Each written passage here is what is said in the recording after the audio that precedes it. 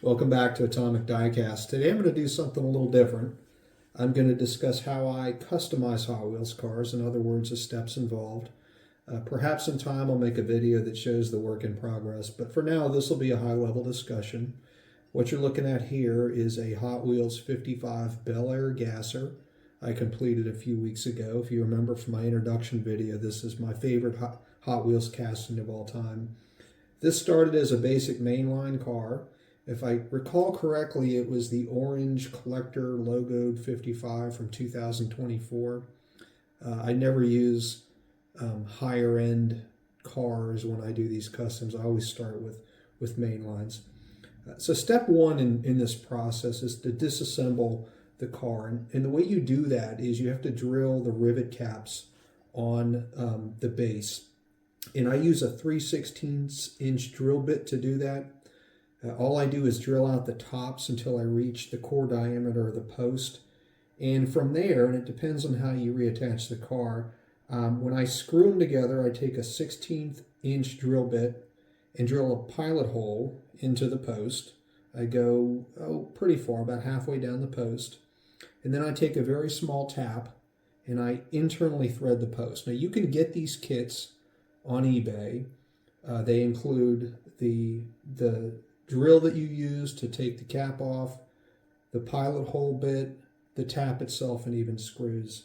And then, obviously once that's done, when you reassemble the car, the screws are used to affix the base to the body. Now there's another option, which I've used. More often than not, you can snap these cars back together and they'll hold. But to make sure that they never come apart, if you're not going to screw them together, you can put a dab of super glue on the post. It's clear, it won't look bad. And both work well, they're quite secure.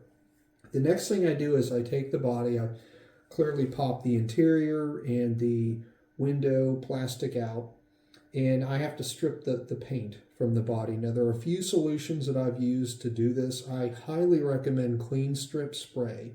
I've used the gel paint strippers and they don't work as well. They take forever, they take multiple applications to get all the paint off. With Clean Strip, I just hose the body down, both the interior and outside. I let it sit for a few hours. I come back and I take a green scuff pad and just wipe the original paint off, and it comes off quite easily. Be sure you use gloves when you do that because the solvent can burn your fingers and hands a little bit. From there, I rinse the body in hot water, and you can also use soap. I just use hot water, but hot water and soap is good. The reason you need to do that is you need to eliminate any of the excess paint stripper that may still be on the body. And what you're left with after you do that is the bare Zamac casting. It will show imperfections. Very rarely are you ever going to get a mainline in which the body is in really good condition. You'll see ripples, you'll see little pinholes and all of that stuff. And what I do is I take 320 grit sandpaper and I begin to work over the Zamac itself, not going too hard. You don't want to take out any of the detailing in terms of the body, such as weather stripping, or not weather stripping, but panel stripping and things like that.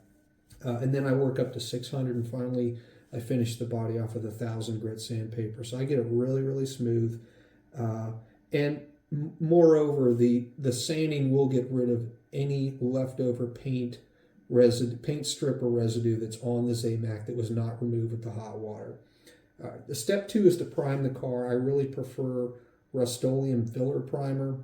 It shoots extremely well. It fills pores that sanding may not fill, but normally I get the metal down very, very smooth with sanding. But if you're not going to go that route, filler primer is a cheap way to kind of smooth out any imperfections. I shoot 3 light coats and then I let that dry for a day. I come back and I very lightly go over the primer with 1,000 grit paper just to smooth that out. Primers, tends to shoot a little bit frosted. Then I spray the base coat. I use 3 to 4 light coats, light being the key word there. You don't want to hit this car.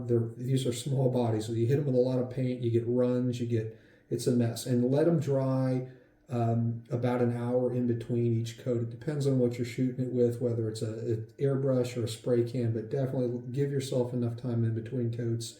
And also be sure that the paint matches well with the primer. Some don't mix, like Krylon and Rust-Oleum For whatever reason, every time I tried it, you get orange peeling. They don't mate well.